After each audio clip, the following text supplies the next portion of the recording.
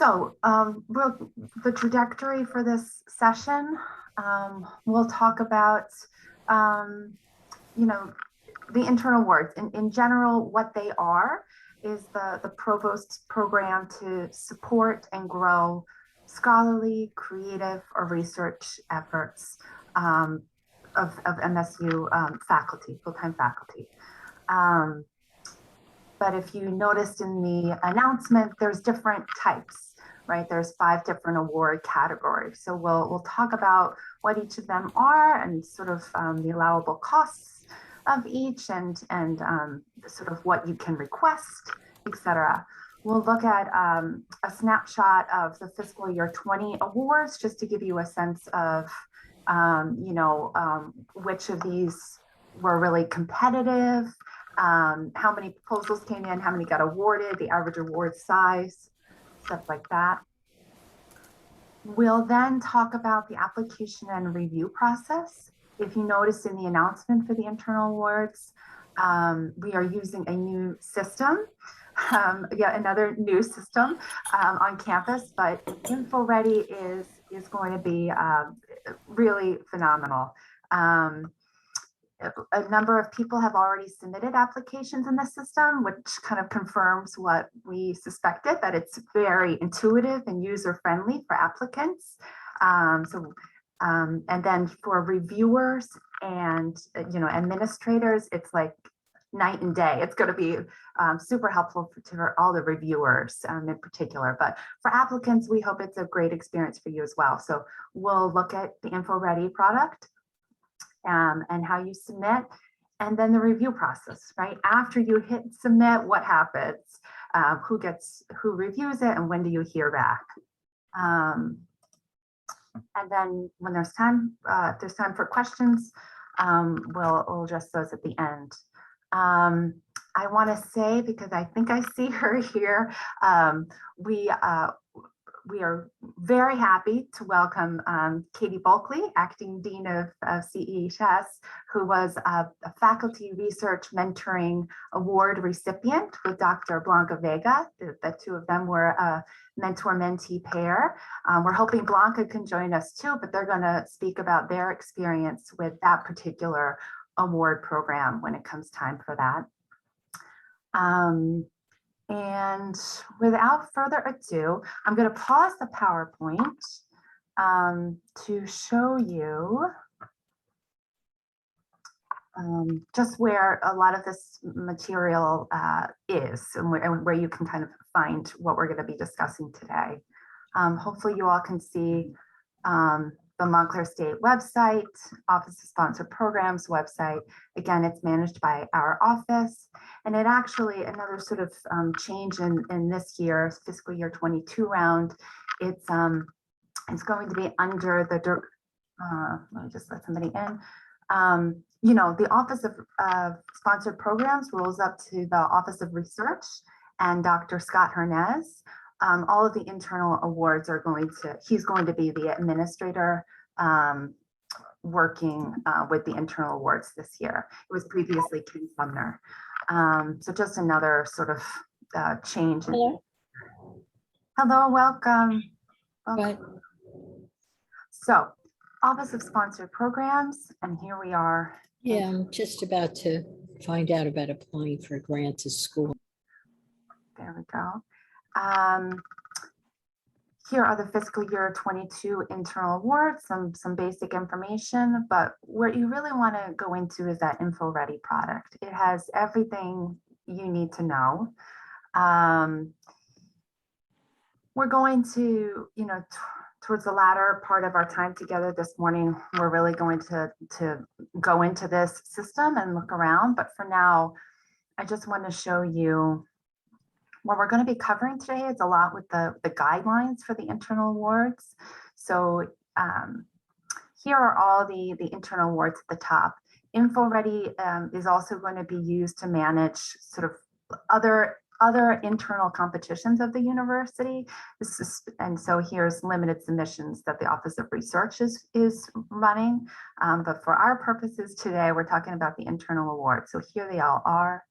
Again, you'll see that award cycle, with the exception of this first one, and we'll talk about why, but all of these are only 6 months long, so it's short.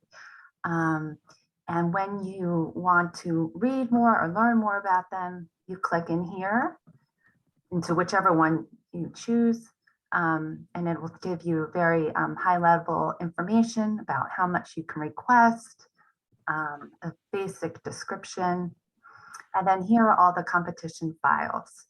So the guidelines, the application instructions, what is it that you're submitting? For most, you have to submit some sort of project narrative. So those instructions are going to tell you exactly what needs to be in that narrative.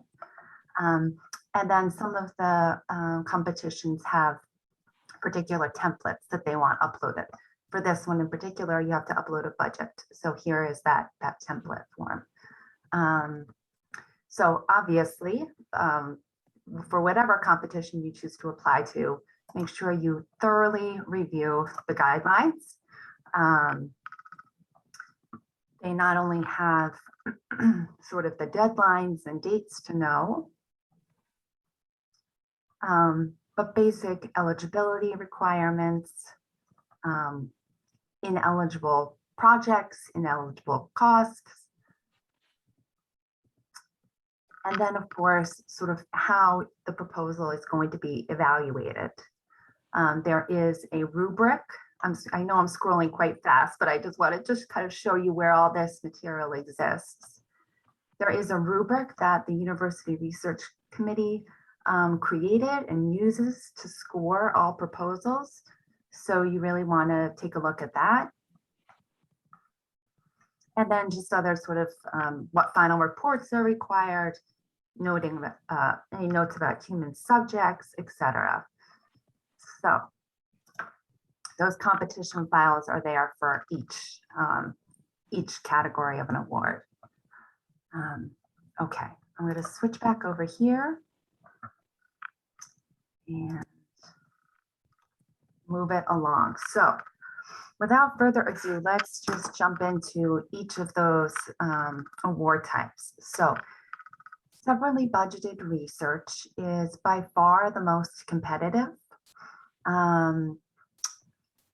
because it really is basic seed funding for either new research or for tenured faculty or who are expanding into new areas of their research. It's really meant to support faculty projects involving scholarly, creative, and/or research efforts. But it's broad seed funding is really what it is. You can request up to $5,000, and it can be for a host of different expenses. You know, as you just saw in the SBR InfoReady portal we were just in, you have to put together a budget and submit that. So it can be for materials and supplies. It can be for hiring a student to work with and for you. It could be for travel. The one thing to note in this year, in fiscal year 22's SBR competition, is that stipends are unallowable cost. They're ineligible because typically you can apply for a summer stipend to engage in your research. But again, the program period is the project period is different. There's no summer, right? So that is an ineligible cost this year. So you can't request a stipend, but a lot of other consultants perhaps that you want to, take on. The one thing I would just note, looking at this travel, of course, we follow university guidelines, right? So as COVID protocols continue to change and travel restrictions, if you had planned for international travel and that's no longer allowed at the university, of course, that extends to SBR. So we would work together to, if awarded, and then you're not able to spend, we would allow sort of a rebudget of funds. So I'm going to cover the 5 award types, and then we'll take some questions if there are some. Okay. So that's SBR in a nutshell. Student faculty scholarship is really a program meant to support projects that significantly involve undergraduate students. So the award, you can request up to $2,000. The majority of it should be for the students for their salary. Perhaps some people I've seen have requested money for travel for the student to attend a conference, perhaps present somewhere. But it really is about that undergraduate student. And so the hope is, we're going to talk about the timeline, you know, that anybody that submits an application in this round will hear about it in mid-December, whether they've been funded or not, so that the student will then know that they have perhaps have a job to come back to in the spring. So this is one of my my personal favorite programs because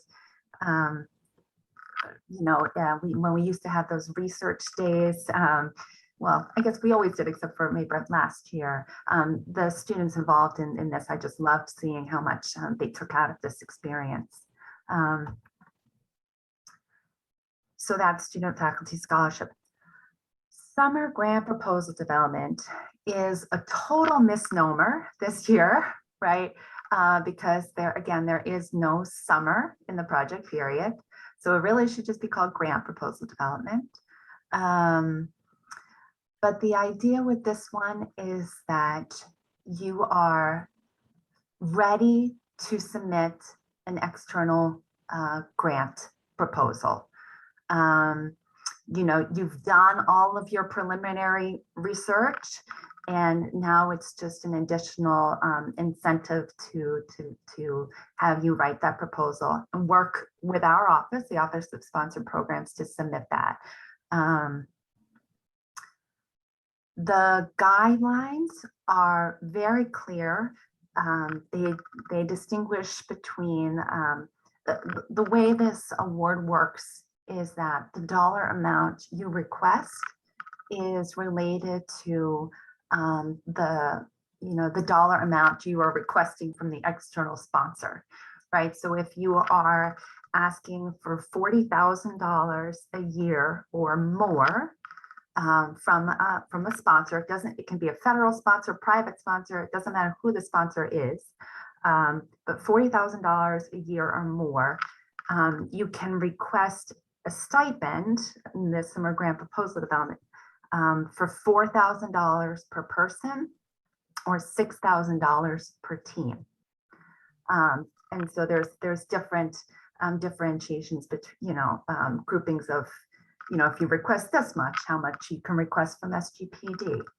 I should pause and say, for any of the ones we've covered, you can submit with a co-applicant. It is only this one where there's a very clear differentiation between, how much you can request as a sole PI versus if you have a co-applicant. If awarded, the way this is processed is that you get 60% of the award. And so the award for all of this is a stipend, right? It's a stipend to you. So 60% gets paid to you in January at the start of the project period. And then once you submit that external grant proposal, you get the remaining 40%. Now, again, I just want to keep harping on the fact that the project period is shorter and that it's only 6 months.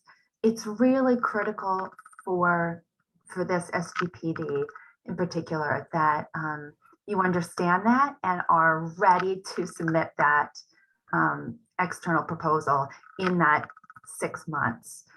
Because I don't normally like to talk about this at the start, but failure to comply with that, if you're not able to get out that proposal in June, not only do you not get the remaining stipend, but you're ineligible to ever apply for this again, which nobody wants. So just again, be mindful if you're going for this, that you're gonna get it, out the door. So that's summer grant proposal development. And then the last is, oh no, excuse me, there's two more. University Distinguished Scholar is really about celebrating the scholarly and creative achievements of one distinguished scholar at the university, right? So last year was Dr. Yang Dang. The award is 12 credit hours of release time to pursue your scholarly or creative agenda. I would highly encourage you to, if you're considering this, to really read through the guidelines. There's, if you've received a sabbatical over the past 3 years, you are ineligible to apply for University Distinguished Scholar. So that's one thing to note. Also, the idea would be that you would take that release time. If you are the distinguished scholar, you would take the release time in the spring. But of course, we know that has to happen in collaboration with your chair and with the dean. And so if it needs to be pushed off into the next academic year, then that is acceptable as well. This is something once awarded, you know, the Office of Sponsored Programs helps manage the competition and the review, but then the Provost's office and Mary Cologne really take the lead on sort of you know, helping you take that release time. And so it would be working with the Provost's office, but there is an understanding, given this weird timeline, that we could push this off into the next academic year if need be. Let me just say that is sort of the one exception of this. All of the other awards we previously talked about are very much connected with the fiscal year. So June 30th is the end. There will be no cost extensions. Unfortunately, we have no flexibility in that. So it is a hard stop at June 30th. Trust me, we've tried in the past couple of years with COVID to get extensions, but the budget office is clear. There is no spending after June 30th. So the last program to talk about is the Faculty Research Mentoring Award category. And this is something the Office of Sponsored Programs created a couple of years ago because we saw a need to support tenure track faculty who really want to grow their research portfolio at Montclair, to partner them with a successful PI that they can work with over an extended period of time to really put together that trajectory of you know, how to become a successful PI. So the project,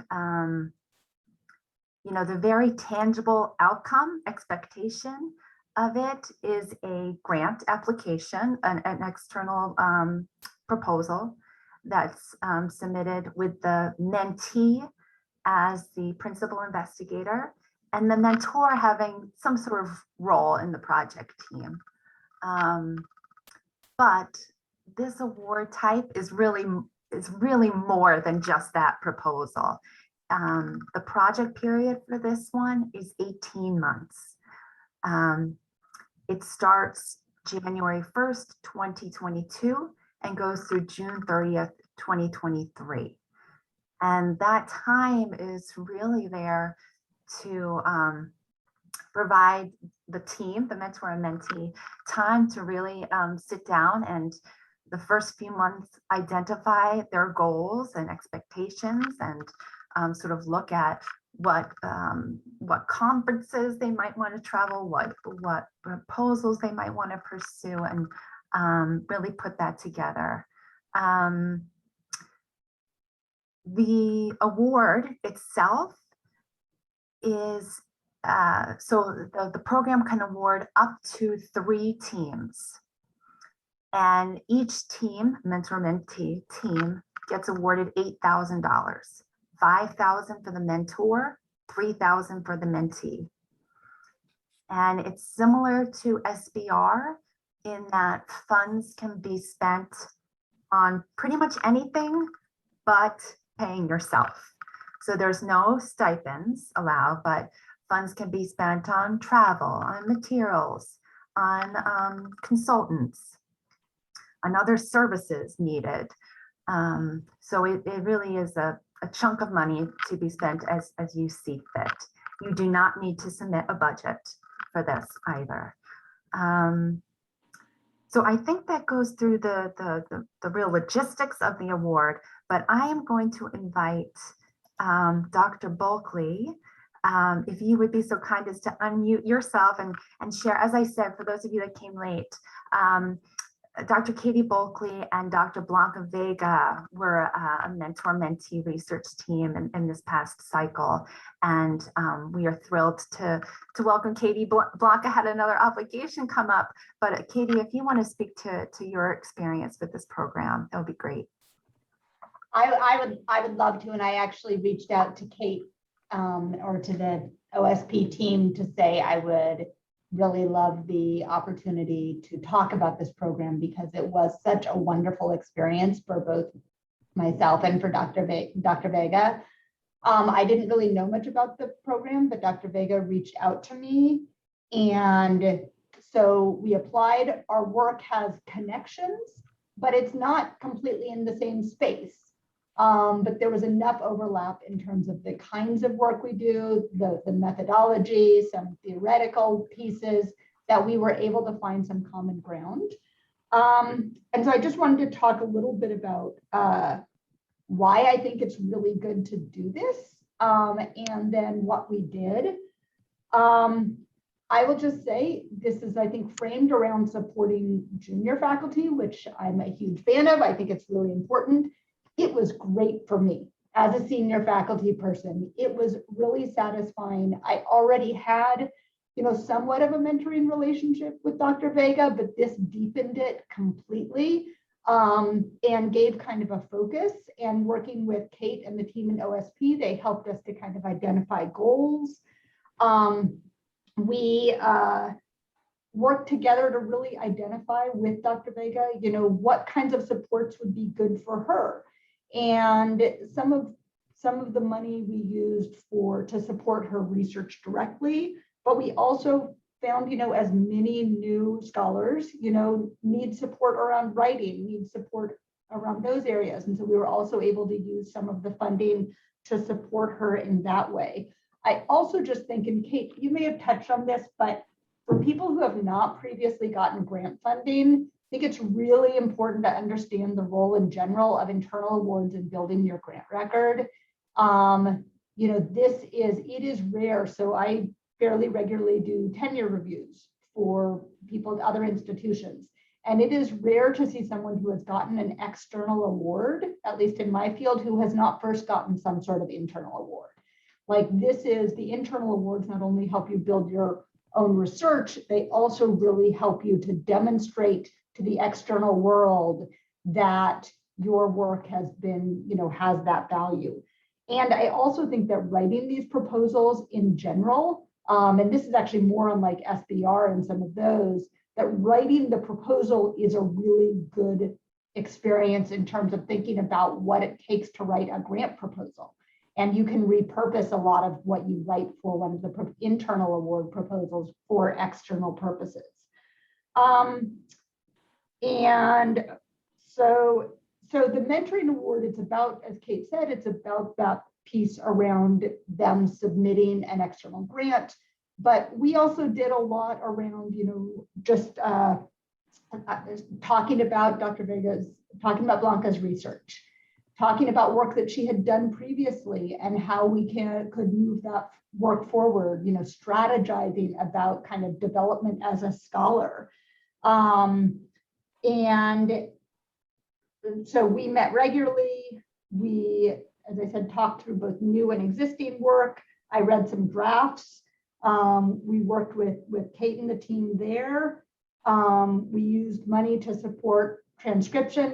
It was COVID.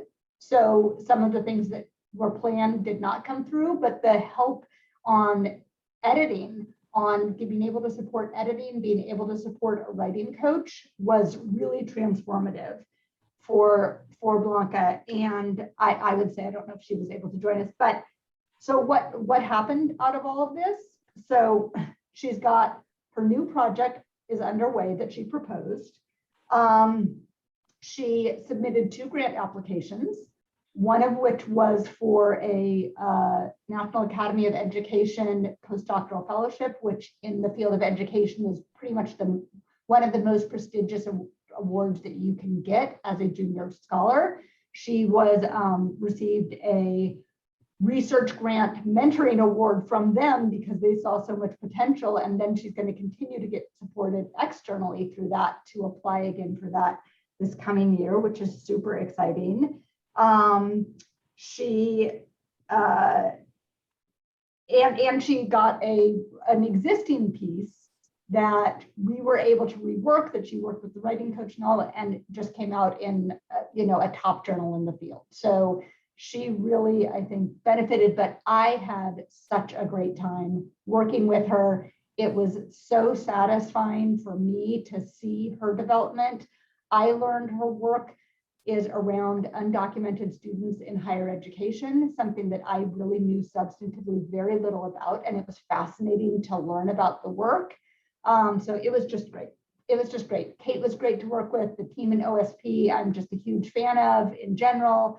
And I really encourage people, and I think that it's so easy to think of this as something that's for the junior person. And while it is, and that is part of the goal, it's for those of us who are senior faculty, it can be just very energizing and exciting and just fun to get to share what we've learned over the years in this kind of structured way. So I will come anytime, anywhere to talk about how just how great I think that this program is and how much I love that OSP offers it. Okay, was that enough of the sales pitch, Kate? That was great. Thank you. Thank you, Katie. Yeah, that was really, I think for this one in particular, because it's more of a pilot program coming out of sort of OSP's indirects, actually, we really encourage, well, it's a requirement to evaluate the program at the end. And the evaluations of, I think we've had 3 rounds of this, and either 2 or 3 teams in each have always been really positive about this program. So yeah, we're hoping more and more people learn about it and apply. Maybe now is a good time to pause and ask if there are any questions in particular about the awards we've covered, sort of, apart from how you submit it in the system, which we're still going to talk about.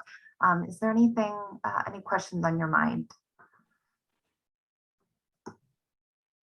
I had a question. Hi, Tanya. Yes. Hi, Kate. How are you? Good. And hi, Katie. So I'm debating between 2 of the internal awards, and had a question about the Faculty Research Mentoring Award. So I applied for it for this year, but then it got canceled. And so now I'm up for tenure this year. And so I'm wondering, when do you become ineligible to be a mentee for that program? Is a really good question. And I have to be honest to say, one that we have not encountered yet, because it is such a new program. Tanya, I'll have to get back to you. I mean, the guidelines are say that mentees must be sort of tenure track, but there's no sort of clarity. When do you get tenure? Well, I'm up now. And so, if all goes well, yeah, I would get tenure starting September of next year. Okay. All right. Let me get back to you. but that's a really good question. So what was your other one? I don't know that I necessarily have a question. I'm just debating between this one and then the summer Yes. grant development one. Yeah, so I did get a question yesterday from someone that asked, can I apply for two different types? And I'm saying that that's not your question, Tanya, but just to comment on it. Yes, the answer is yes. I mean, there's nothing in the guidelines that would prevent you from applying to different ones. My comment to this person was, again, just be mindful of the shortened project period. And, if you are awarded both, how you would be able to fully execute the goals on both in those 6 months. And then the other thing to just kind of note is, because I've seen it in the past, the University Research Committee has a difficult job of evaluating a lot of applications that come in and with limited funds. And so either they or the provost, the University Research Committee makes its recommendation to the provost. One of those two bodies might decide that it's more beneficial to only award a person one award rather than offer that same person 2 or 3, given the limited resources we have. That's not always the case, but it sometimes factors into their considerations. So those would just be the 2 things to note. I am just going to look at the chat, but Tanya, I'll write back to you directly about your other question, okay? Actually, I realized I did have a second question. Oh, okay. So the faculty research mentoring, you said that it was 8,000 for the team, 3,000, 5,000 split. And so I think my follow-up question there was, and you said that, folks could do whatever they want with that money. I'm curious, would there ever be an issue? Like, let's say my mentor wanted to say, pay for my plane ticket from their 5,000, something like that. Like, is that, like, would it have to be something in their name or? No, so so you don't actually, the team doesn't kind of like see this pot of money. I manage it all and kind of keep a spreadsheet of everyone's expenses and whatnot. So, I mean, I don't know, is Katie Bulkley still on? She just dropped off and dropped off. She ended up, not spending all of her mentor. I don't think she would mind me saying, she was able to sort of say, Blanca needs additional funds. I'm going to give her some of my 5,000 so she could spend it. I mean, it would sort of have to be okay with whoever sort of money it was. But if the mentor wanted to kind of give some of their money for, a group cause or just for the mentees purposes, that would be okay. Okay. That's helpful. I'm sorry, I'm just looking at some of the questions in the chat now. Yes, this recording is going to be available. These awards were announced for the tight turnaround. Yes, we know. I am unable to meet this deadline. When would the next round of these awards be? That's a good question. So we are going to the plans are that we're going to announce the next round in December. So this December we'll announce fiscal year 23. So sort of applications for that will be due in February. They'll be evaluated in the spring, and you'll find out, in May, maybe June, for a 7/1 start date, 7/1/2022. Now, with that said, the internal awards have always kind of run, this might be an inside baseball thing, so I'm sorry, but just putting it out there. The internal awards have always followed that schedule, right? We announce it in December, we run the round, and then in the spring, we find out if we have budget. That's when everybody finds out the budget calls, and we finally get budgets, right? So what happened the year that Tanya applied for faculty research mentoring was we ran that round. This was 2019. We ran that round, and then come spring 2020, COVID happened, and it was like, we don't have the budget for this time. So nobody got funded. That was the first time that that's ever happened with the internal awards. So we're hoping, you know, we expect the fiscal year 23 awards will be announced sort of in this December, the open competition, and that there will be funding in the spring to award, but we can't say 100% certainty, right? We don't know. We can't see the future, but that is the plan. And okay. I do have to say, you have run out of money years ago, 2007 maybe, or 2008, Okay. where people were awarded SBR grants but didn't get them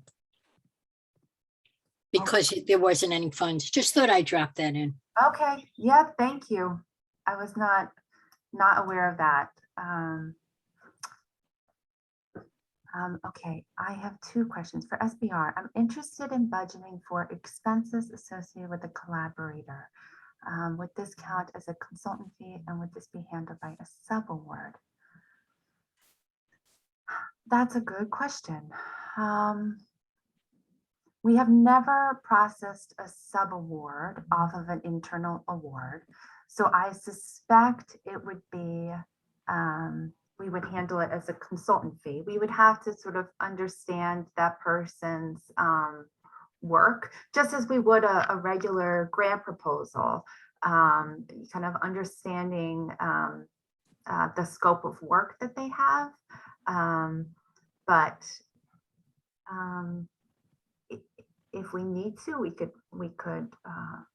process it as a sub-award. I would say, for the purposes of putting together your budget and the application, to treat it as a consultant fee. And if awarded, we would work sort of on the post-award side to process that. For all of the spending on these awards, the awardees work very closely with me to spend down the funds. So that would be something we would talk about. And then for the student faculty, the award is $2,000, but must be spent in 6 months. Can be spread over multiple students. Yes, it absolutely can. Yep. I noticed many of the awards ask for a 2-page CV. Do you have any tips for determining what to highlight or include in this short CV? That is a good question. And I do not personally, but I think this kind of reminds me of what Katie Bulkley was just sharing, in that the process of submitting this application kind of helps prepare you for submitting other external grant proposals, because I know I've seen that sort of requirement from outside sponsors. So I can check with on OSP's website with our pre-award team if there's any tips for what to do with a page limitation like that. Nothing comes to mind. Does anybody on this call have any suggestions? Depending on your field, you could probably greatly reduce your teaching part of your CV. That's what I would think. And then, and then whatever the, publications or accomplishments are that are most directly applicable. Yeah. Just my two cents. Thanks, Bob. Yeah, that's a good suggestion. And so, Leslie, I will also just see if there's any resources within our office that might help. Thank you. I have a question regarding tenured faculty going up for full professor. I'd like to apply for an award for a creative project to work with students. Do faculty up for tenure come first? Can one apply for setting up an exhibition of work? kind of two questions there. Yes, yes, yes. So just the second one first. Yes, you can apply for setting up an exhibition of work. And then would this be for this is for SBR? Is that Yeah, right? I just happened to notice over the last few years, people going up for tenure got the grants. And I was just curious about it. No, I mean, it's all in, I mean, as far as the guidelines say, it's open to full-time tenured faculty or tenure track. The University Research Committee takes a lot into consideration when making evaluations. So I can't say that that's ever been a real point of discussion, whether somebody is tenured or tenure track. It has a lot more to do with the merit, feasibility, sort of that rubric in the guidelines.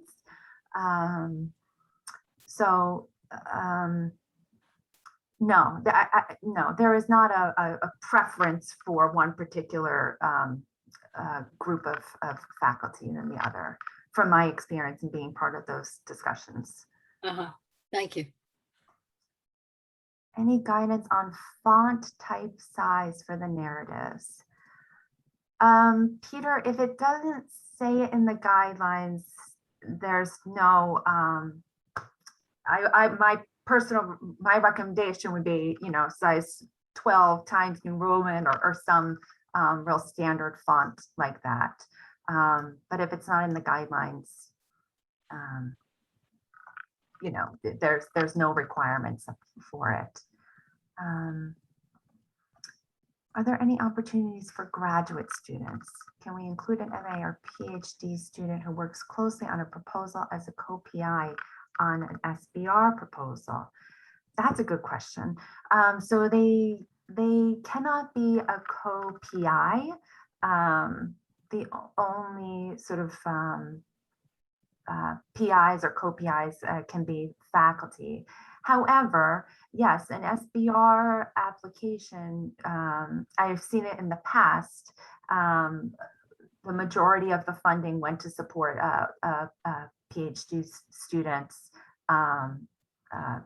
salary on the award. And, while her name wasn't sort of publicized on our website, the PI was, I am sure has included her work in that internal award, the PhD student, as for, in her own materials to, on her own job trajectory. But there are no specific opportunities for graduate students. You could certainly pay a student off an SBR award, even off a faculty research mentoring award if you want.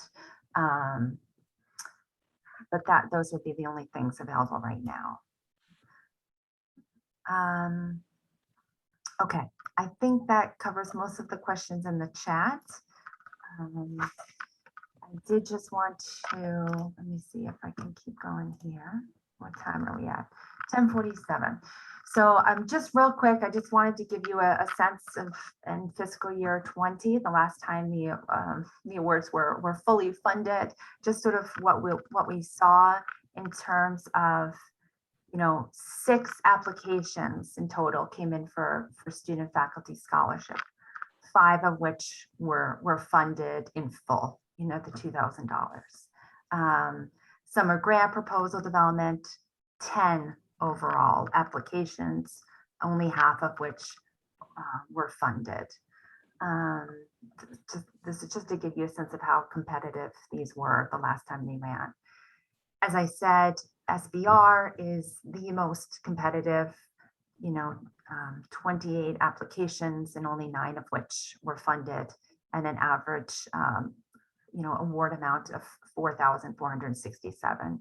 I mean, look at this, almost $130,000 was requested and only $40,000 was awarded.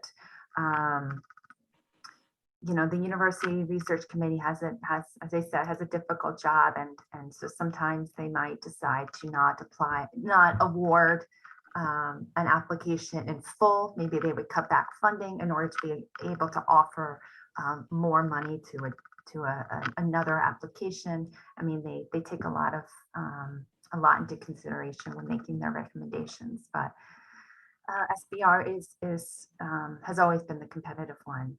And then again, the last time the faculty research mentoring program ran, it was maybe our second or third year. And so there were two teams that applied and they were both funded.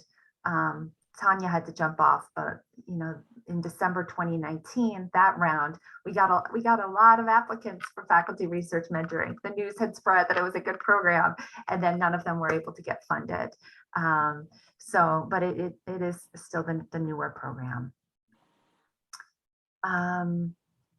I've talked a lot about the University Research Committee, so I'm sorry this slide is coming after that, but sort of the review process is that after you submit in InfoReady, there's a step when you submit your application for you to put your chair's email address. That's real critical, so that your chair sort of recognizes the submission.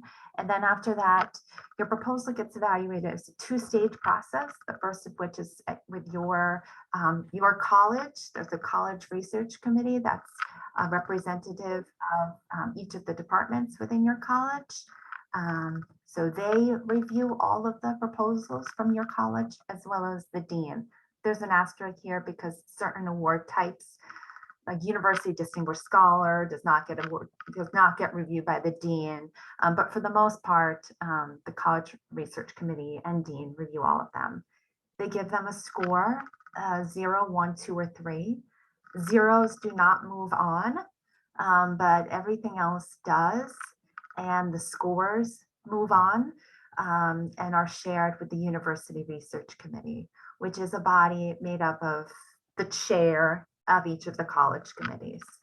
And so they have the difficult task of reading through all of the applications for the university, taking into account sort of the scores from the college research committees and their own scores, using that rubric to evaluate the proposals.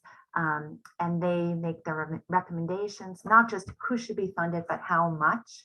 They know the overall budget and try to figure out how much people should be funded, and they make their recommendations to the provost. So all of this is scheduled to happen before December 15th. So with the hope that, so you saw your application, the submission deadline is Monday, September 27th. And then all of this kicks off so that you would be notified whether you were funded or not come, December 20th or something like that, late December, so that January 1st, you would be ready to start spending. Okay, let's go in. Oh, there's a question. Do applicants receive review comments? No, not at this time. We've never actually had the capacity to record comments like we do now with InfoReady. We've never had a system to track this, so not at this time. However, you could always talk to, and we would encourage you, if you were to ask me sort of what happened with my application, what did the review look like, I would kind of connect you with that chair from your college committee, who's a member of the University Research Committee, that they could share what they knew about your application. So I'm going to just jump into the InfoReady site. Let me get out of this.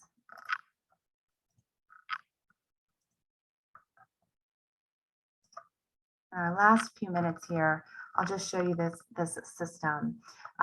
So once you're here, again, you get here through the sponsored program site. You want to log in, and sort of these directions say to tell you that, and that you can create a user profile in here. But hit login. Everybody here will use this link to use your single sign-on, your username and password. For the purposes of right now, I created a dummy sort of account for myself because mine has sort of administrative capabilities and I don't want to confuse everyone. Okay, so it looks pretty much the same, except up here you'll see your application once you submit it, or if it's in a draft status. But let me just open this. Again, I would highly encourage you to start by reading through the guidelines and application materials. And once you have everything figured out, all you would do is submit. Again, a lot of this data is pulling in because I've set up my my profile here. My name is Test User, and I work at the Children's Center. But you can just, start from scratch here. You don't need to create a profile. As you click, you might get some guidance. Can you see these little pop-ups? It's notes from the administrator of what to put here. Let's just say I'm an assistant professor. And I'm just going to do something like this.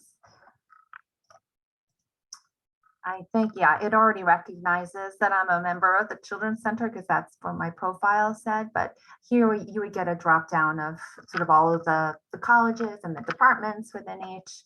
So you would pull your primary, department that you're in. If you have a co-applicant, you would add them here. This does not give them access to this account. So if you're working with a co-applicant, you want to develop your proposal outside of the system because you're basically going to upload your narrative, right? And upload your budget, upload. So you want to do all of those attachments outside of the system because what this is really for reporting purposes and being able to capture that there is a co-applicant. Again, it does not give them access here. So I'm not going to have any. And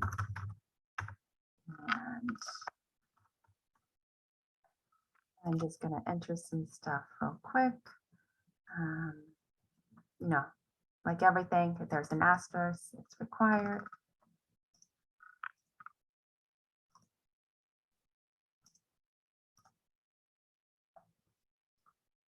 Okay, here I just want to point out, please enter the email address of your current chair. You must use @montclair.edu for this address.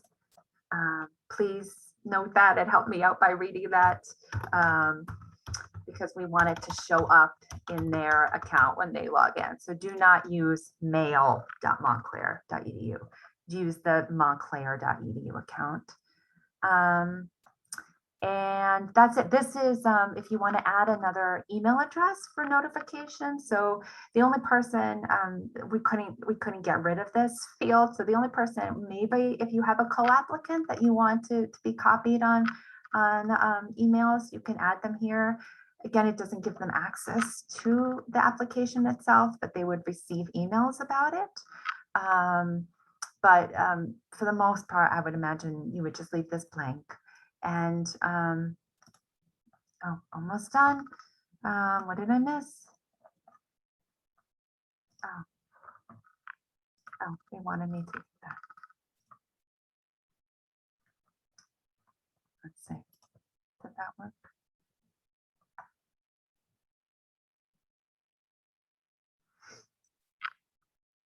Okay, application submitted.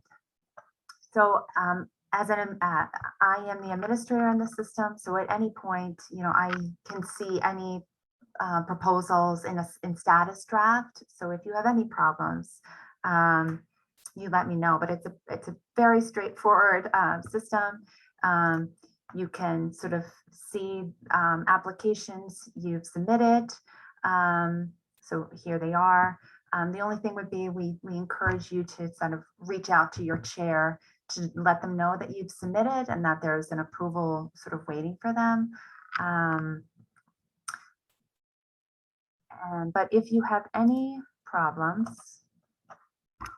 we have a series of open labs that, you know, I'll be on a Zoom for an hour on each of these days. If you have any problems or any further questions, you can feel free to drop in. Bob, do you have something? Oh, no. Okay. Well, Sorry, I have office hours I have to leave, but thanks very much for this. okay, good. Thank Okay. you. Okay. Okay. All right. Bye-bye. Bye now. So yeah, I hope everybody found this somewhat helpful. And if you need anything, I should have included my contact information on this site, but it's dorsettk at montclair.edu. So thank you and good luck if you plan to submit.